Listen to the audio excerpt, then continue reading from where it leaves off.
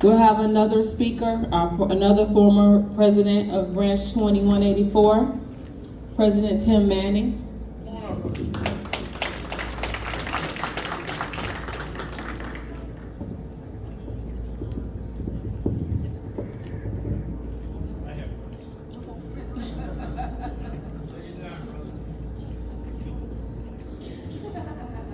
I have notes. Happy anniversary, Branch 2184. Branch 2184, in my opinion, is one of, or the most effective branch representationally of the National Association of Letter Carriers.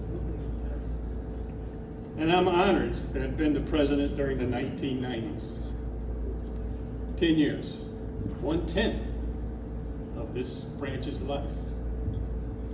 The officers and stewards during that time were second to none. They were dedicated, knowledgeable, and resolved to represent the interest of the letter carriers of the branch. And I was proud to have the title of president.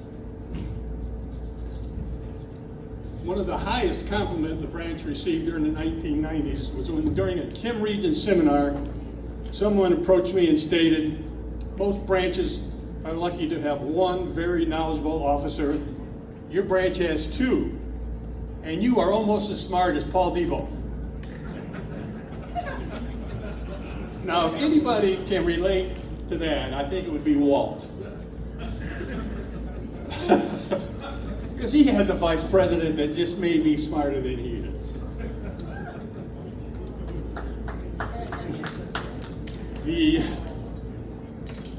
The 1990 branch leaders learned from those who came before us. Jack Siegel, Ron Brown, Fred Herman, and the immediate past president of the branch before me, Dick Adams. And there were others, of course. And our knowledge was tested during the 1990s. It was when DPS was introduced and there were many challenges. I just want to relate one challenge that we had. There was a lot of forced overtime when DPS was introduced. Many carriers were frustrated when forced to work overtime. The branch filed hundreds of grievances on this issue. The Postal Service at one time took the position that overtime work was a requirement for being a letter carrier. They even posited that if you weren't able to work overtime, you weren't fit for duty. The grievances kept piling up, and one day a cleaning conclave was called for at the business agent's office. The cleaning conclave is where you meet at a place in postal management, bring in representatives, and we bring representatives, and we just spend 2 or 3 days trying to clear the backlog of grievances. I was called to one of those at Ron Brown's office. I brought with me